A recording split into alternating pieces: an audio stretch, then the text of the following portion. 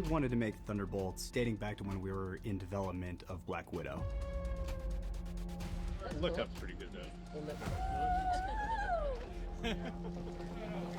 We're making a movie, baby.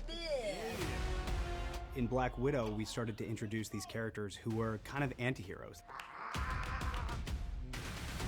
They weren't exactly your prototypical Tony Stark or Captain America.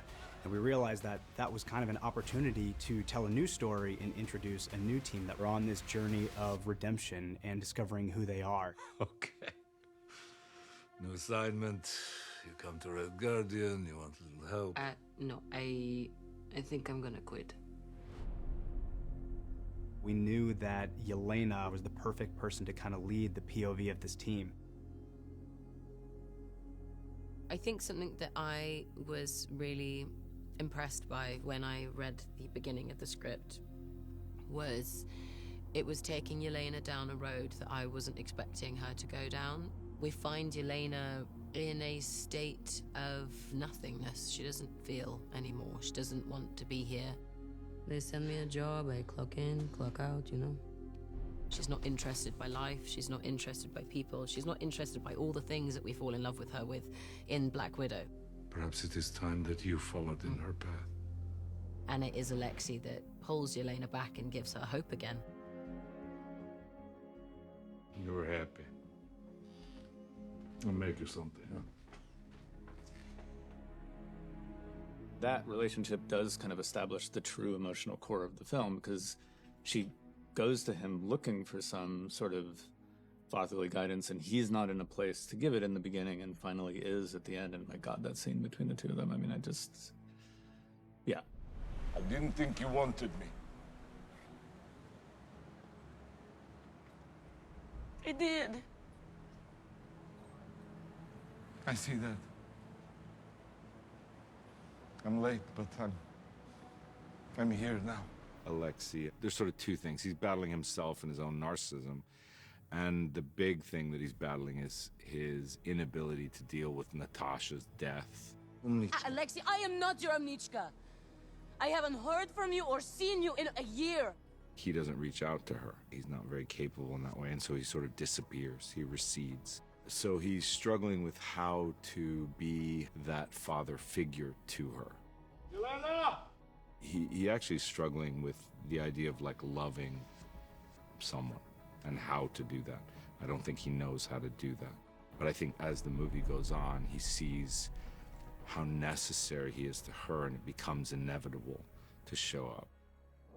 Ladies and gentlemen, meet the new Avengers. This is a new team in the Marvel Universe, but these are characters who don't consider themselves kind of main players on the stage of heroes. They view themselves as very broken people who are trying to find their way. And so we tried to look for characters who could kind of fit that bill. Look, I've been where you are. You can run, but it doesn't go away. I love when they allow me to play a little bit of the duality.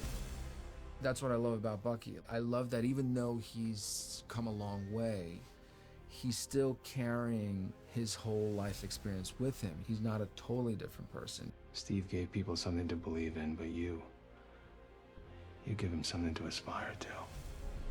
He's always going to have those things that made him who he is, good and bad.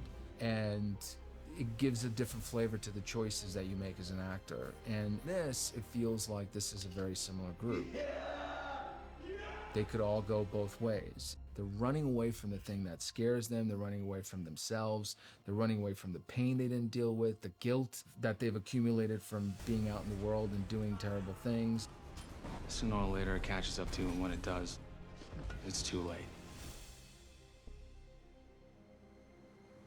So you can either do something about it now, or live with it forever.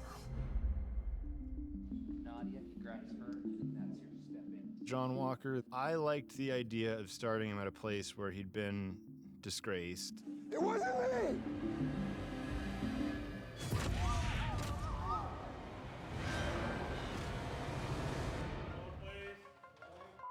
20 Bravo Victor, kick 4. He still has the idea that he's going to be helpful, and he wants to clean his slate so that he can be the person that he knows that he can be, and get back to like what makes John Walker John Walker. I'm a decorated combat veteran, okay? I have a loving wife and a son.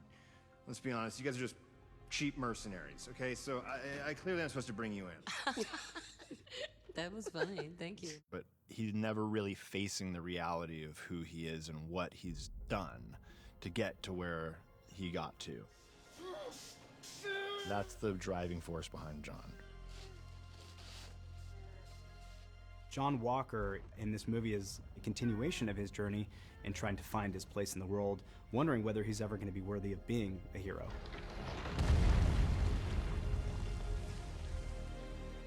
Ghost is battling this incredible feeling of loneliness. She doesn't have a family, and in this movie, Elena has her dad. And Walker talks about how he's got his loving wife and kids for the majority of the movie. And I don't have anyone. I only spent my entire life in labs, hooked up to machines so I could create this physical cage to keep my material body from disintegrating at all times. So yeah, I'm so sorry about that. You do not want to start the whole sub-story game. Battling that kind of sense of wanting to belong and wanting to be part of something and not be alone. And for this movie, you have to have accessed that pain and that trauma, because this is what the movie deals with and battles with, and we all can connect with that. Each character in this can, and we can all bond over that.